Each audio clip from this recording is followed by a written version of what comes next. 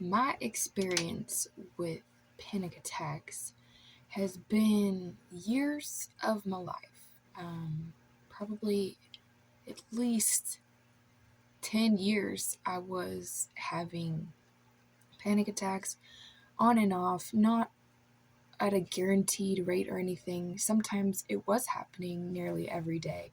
Sometimes it was happening twice or three times a week. And sometimes it was happening just once a month. But there has been a variety of experiences that I have with panic attacks, or what I would call a panic attack. And so they've looked very different as I've gone through the years of my life. They didn't always stay the same, but there is lots of experience that I feel like I can share about this. So, my cold, blunt truth, which may seem cold because it's not necessarily, I don't have a magic wand to say I have the formula for solving them or making them go away. I don't think that it's something that we should run from. In fact, most of the time I was brought to a panic attack was due to the fact that I was already running from what was going on inside of me. And so that's where I found myself in positions of having a panic attack, was that throughout the day or the week or just the season of my life, whatever was going on in the background, I kept pushing to the background and I kept putting on a face and showing up for work or for school, whatever I had to do for the day, and being the strong girl, being the strong person, never really considering myself. And that put me into then the position of having no other choice but to have to face myself. So a lesson from all of this for me was, at a certain point, we have to look in the mirror at ourselves, and we have to look within ourselves and look in the mirror. Look internally to see what is going on with ourselves, check in with ourselves, really sit with ourselves and really spend time to get to know ourselves, because we matter. We matter to us, and we have to matter to us. At the end of the day, we have to be our own best friend, because nobody else is going to be living in our shoes. And also that I had to learn how to respect the limits. I had to learn to respect my limits. I had to learn to respect myself. And I'm still in the process. Like, this is a lifelong journey of learning how I am, and as I'm transitioning through life, learning how things I'm transitioning into, things that are no longer a part of me, learning the balance of, what's happening in my life outside of me, exterior wise, and internally, what's happening, paying really attention to that, and learning how to respect the limits, because we're all human. We're all human, and at the end of the day, we can only do so much. We can only, lift a certain amount of weight. We can only take a certain amount of emotional, we have a capacity, an emotional capacity. We also have a mental capacity. And these are the limits that I'm talking about, where within specific scenarios, there may be a limit where, I can only handle, I'm within my limit talking, hanging out with this person up until maybe the conversation gets switched to this topic. And that would be the limit. That would mean this topic, there's a limit there for me. There's a boundary there. So this gets me into, yes, boundaries, people. How many people have been talking about boundaries? Like, how many books have been written about it? Get some resources on it if you struggle with this. Get some insight into, people who have been through this before, because you're not alone if you are experiencing any sort of detachment from yourself, any sort of panic attack, any sort of anxiety, like there are other people out there who really understand. And so for me, my journey has been learning and accepting myself and making space for myself. The feeling of having a panic attack, when I was having this panic attack, it felt like a loss of control. The best way and the simplest way to describe it is a feeling of losing control of myself, which is very scary. And I would have an emotional reaction. My body would start shaking, my hands would be trembling, tears would be coming out of my eyes, I may start hyperventilating.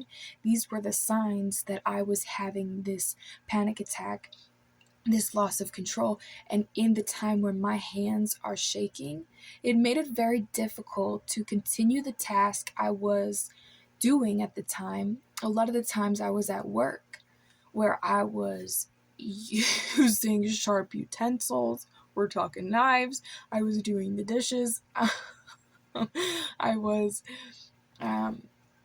using machinery and equipment, things that you want to be present for. And so it was discouraging for me for a short period of time, just because it took me out of life. It felt like it took me away from these things where, honestly, those things were very fun. They were jobs that I was a part of. I loved them, but they weren't for me eternally. They weren't for the rest of my life. I was not going to stay in that job for the rest of my life. So at the end of the day, I can say today, it's okay that I totally left those jobs. And it's okay if, you need to take a step aside and pay attention to yourself, where you're at, and really listen and respect what is going on within yourself.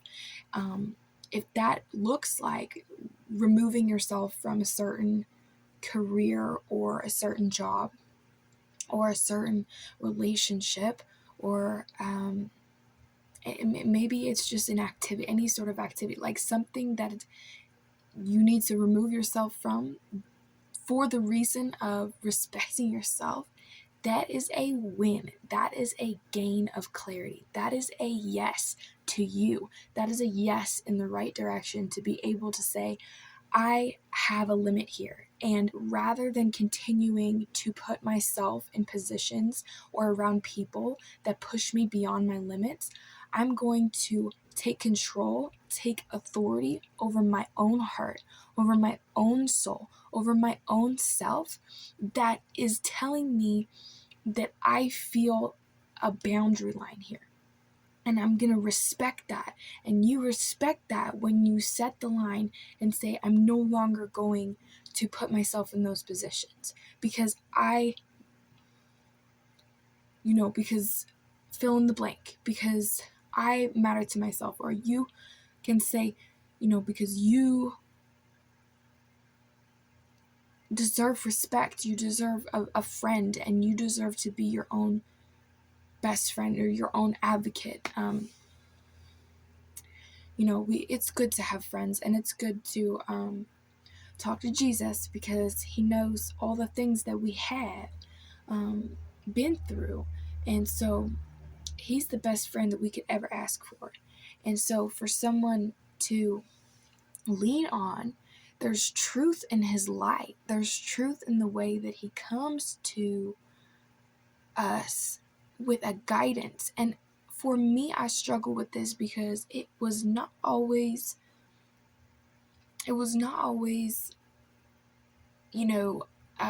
glowing rainbow with a pot of gold, and I just had to follow this beautiful rainbow or slide down it, or like it was not just this there was no doves that just came to me with a message, or no message in a bottle.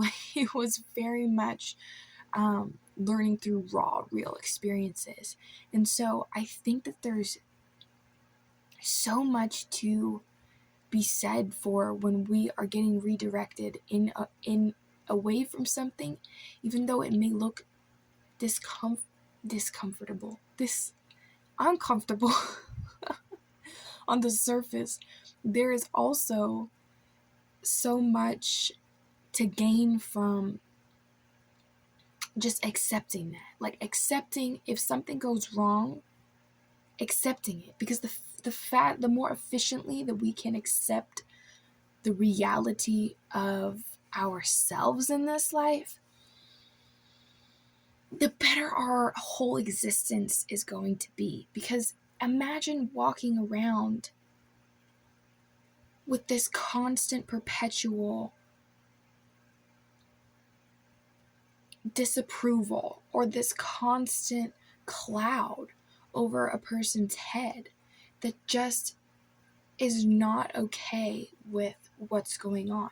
And a lot of the times I think our emotions, our feelings get expressed through our emotions or as emotions. So our feelings can be can create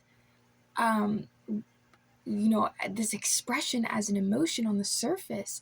It may come up in a very intense form, and the intensity is speaking to the severity of its importance, the severity of its need to be recognized.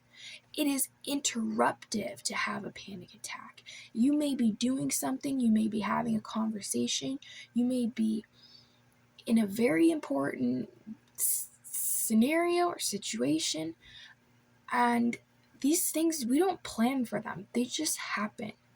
But I think that the key to overcoming these is allowing ourselves to experience our feelings fully through acceptance and gentleness.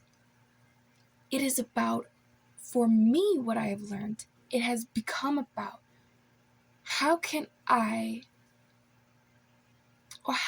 we as people feel what we're feeling in a healthy and safe manner? How can we shape that within ourselves? How can we shape that space for ourselves to feel seen, to feel accepted? Because honestly, if we're trying to compensate for something that we never received from our parents or growing up as a child, when we were dependent on another person, now we're dependent on ourselves. And now there's nobody necessarily around who's going to come and provide that emotional support, whereas we rely on ourselves as adults. And so it's our responsibility to provide the environment that we live in, to provide it to be a safe space. So how we do that is by nurturing the environment within ourselves. If you think about it, if you neglect your household where you live, and you're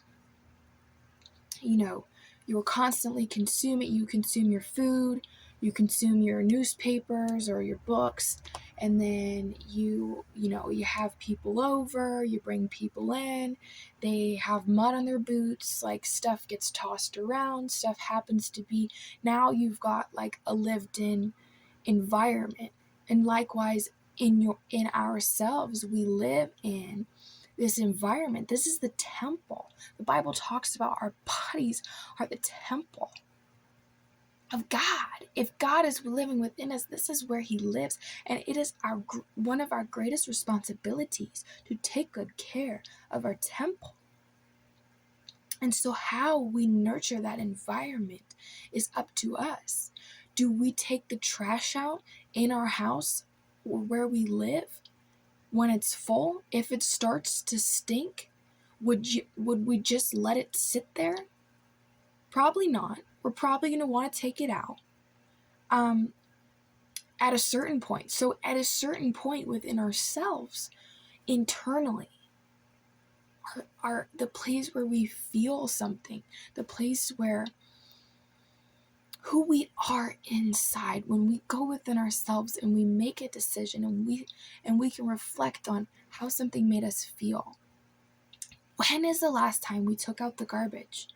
When is the last time we took out the garbage of the things that somebody said about us that were not true, that don't belong with us, because that's what they said, and that was their opinion, that was their garbage, then maybe they were projecting their own insecurities on us. So now they're, sometimes things get tossed around. People can be dirty, and sometimes in the crossing there can be crossfire. I'm thinking of food fights, but like literally, like that's part of life, is interacting with others. And so when we're interacting with others, and when we are consuming things ourselves, whether it is TV, any sort of content, any sort of food that we may be consuming, any sort of anything else that we may be consuming, anything that comes into our psyche, our our minds, our eyes, our mouths, our bodies, anything that comes into us, we need to be standing in authority of and directing where those things go. Now, I can't tell, like, my body's going to digest its food how it does. I trust my body to do that. But the Bible also says that we're supposed to take captive the thoughts in our head. And we are the thoughts, our authority decides what we do with the thought. Do we allow that thought to reach our hearts? Because the Bible says, guard your hearts, for everything that you do flows from it. So the gateway is within our minds, because this is where our conscious authority lies. This is where our free will is processed, where we make decisions. And so in all things, we need to be taking inventory, and living alive, living with our eyes open, and paying attention to what is influencing us, especially in today's age with influencers online, and lots of programming and advertisements, and so many flavors of Oreos. Do we really need to try all of them? Like, there's so many just decisions that we have to make. And it's up to us to stand in the authority of ourselves. And I think that when someone who experiences I'm getting so excited about this, but somebody who experiences a lack of control through a panic attack, and especially if you're experiencing that often, man, you're going to want something that is going to put you in a position to feel empowered in your own shoes, in control of your own shoes. And yes, control issues are an ego, issue for another conversation later.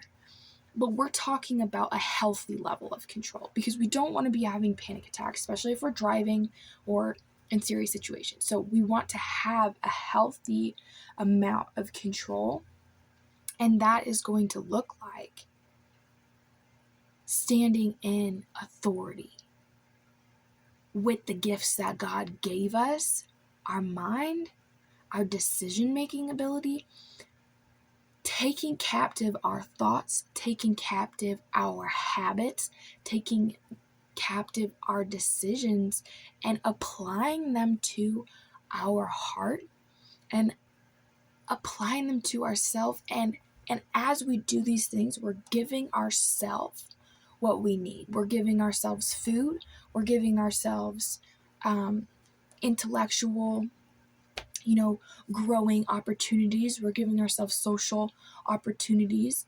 That these are things that we reach out to our exterior world and we bring into ourselves. We give ourselves that. But equally, in a relationship, there's always a giving and a receiving. This is loving. This is being in motion. There's giving and receiving. And so there is also Newton's law. To every action, there is an equal and opposite reaction.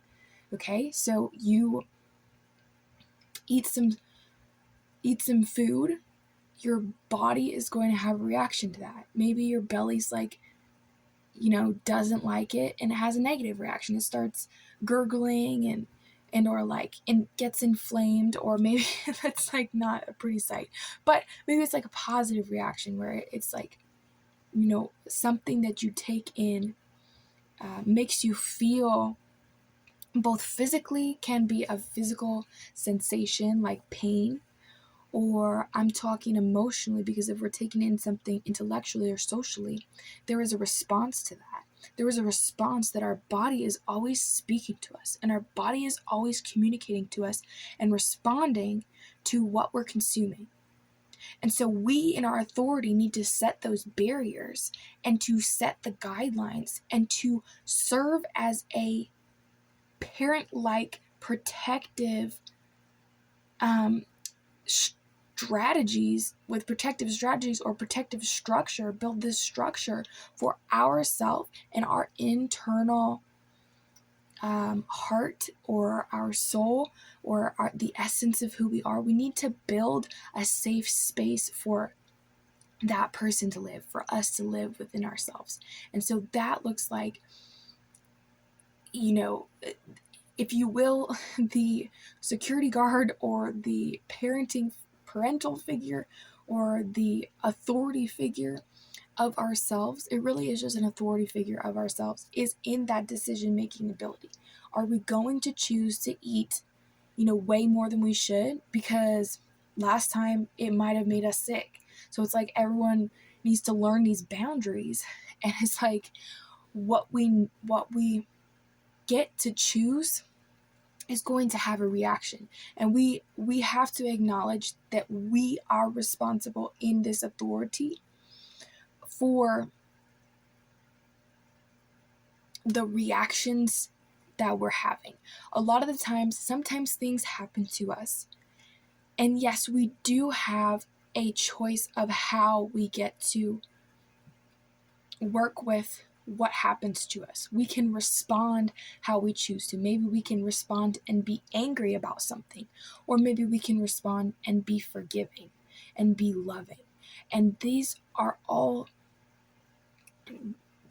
many different levels of the ways that we exercise this authority figure. But we need to be exercising this authority in perspective, in reference of the person that we are on the inside.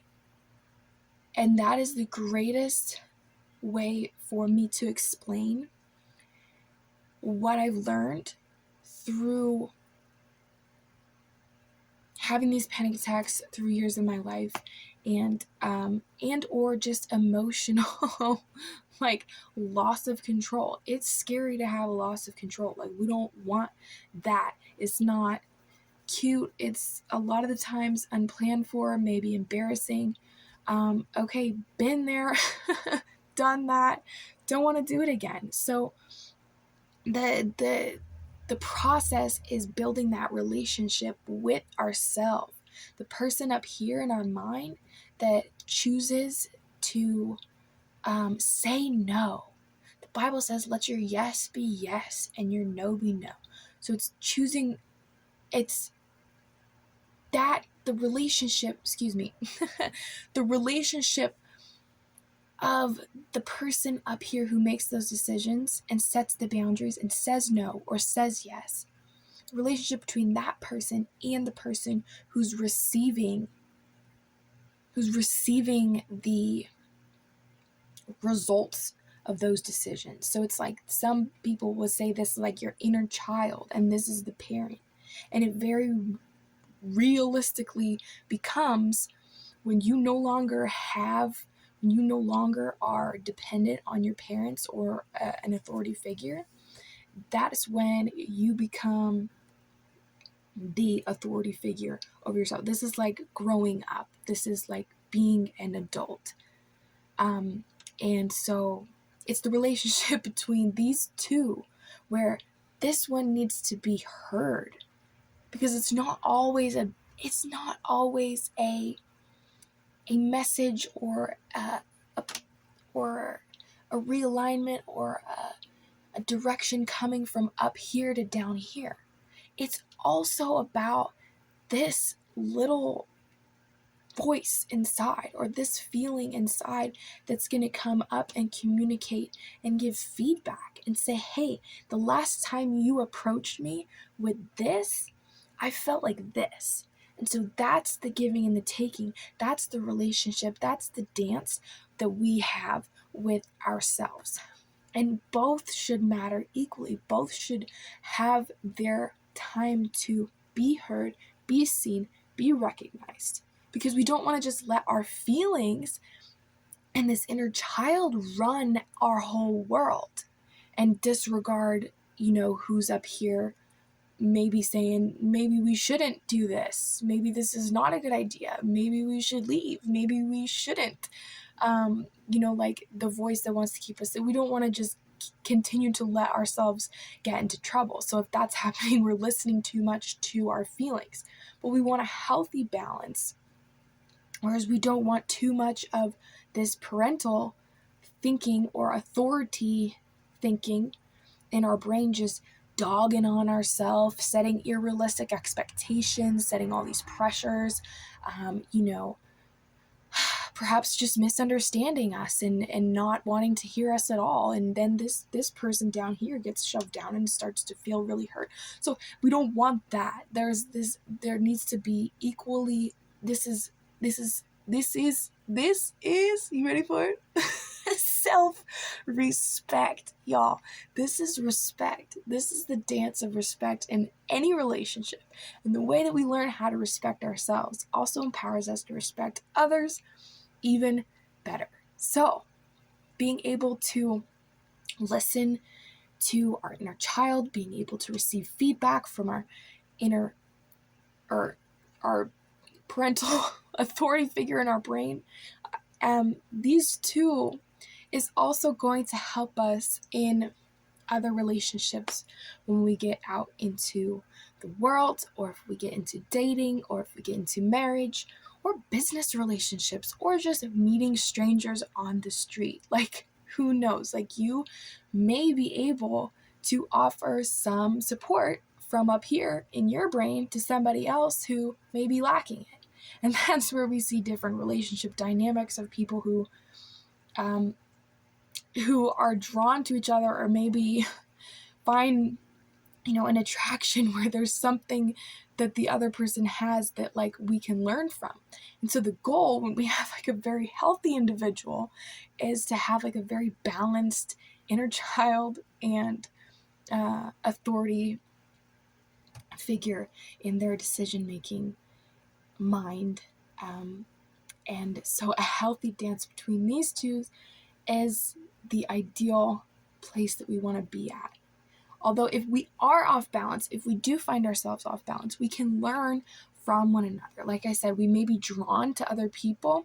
If I am particularly more harsh on myself and more strict and have more, criticisms for myself and want to set restraints, more of like a more dominant authority figure, I may be drawn to people in my life who have a stronger inner child, who are more drawn by their feelings, who make decisions based off of, oh, this feels right, or this is what I want to do.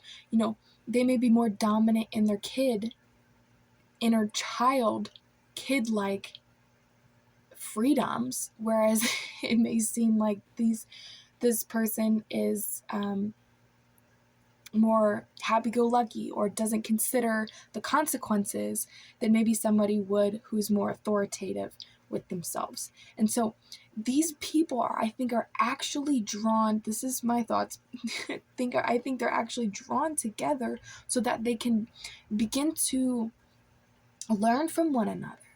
And that's the value in just having relationships, is because we find ourselves in situations, even though they may not be perfect, there's always something to learn from one another. And we're actually attracting relationships all the time. We're finding I wouldn't say we're attracting it, but the Lord orchestrates these things, honestly. And we're able to find ourselves in positions where we have these opportunities for growth. We have these opportunities for observations and challenges. Part of that is being challenged, where we're going to be challenged in, if we're off, like if there's a challenge coming up to us, that means that there's something for us to learn. And sometimes it's just to set a boundary. I don't want to get too deep into that, because there's like a lot of challenges that we could be going through, a lot of responses that may be necessary. I can't speak for every situation, but in general, the relationships that we have around us is enough to reach a healthy place. But we can't avoid the work, and we can't avoid people just because, oh, they're so much different than us, and maybe we don't easily get along with them. We need challenges. We need conflict. We need something to come around every once in a while and stir things up, so that we can be able to look at ourselves as well as and gauge, how we're doing in relationship with ourselves. People people that want to stay around the same minded people don't necessarily have as many opportunities for growth, whereas if we get around people who are different, who may be difficult, or who just may be different, there's so much for both sides to learn. And I think that, like, we're learning and growing regardless. Like, we're being influenced regardless of whether we recognize it. But if we can pay attention to these things, if they are of interest to us, I mean, if somebody's going to pay attention to them, they will just be drawn to it. And these things may become more aware to you, since I've now spoken them this way. For me, it really has changed a lot. Even just having this conversation with y'all, just talking and sharing about this, like, this is really really an interesting thing. So there's a lot to be said about relationships and how we can all pursue being healthier, stronger individuals. And that's what I'm here for. And I'm also going through it because, we all got work to do. And so we might as well help each other out a little bit. Might as well put something out there. So here you go. These are my thoughts. Let me know in the comments if you have any thoughts to share as well. Put yourself out there. I'd love to hear about it. So here we go. Here's another one. Love you lots. I'm going to go. You have a good rest of your day. Bye.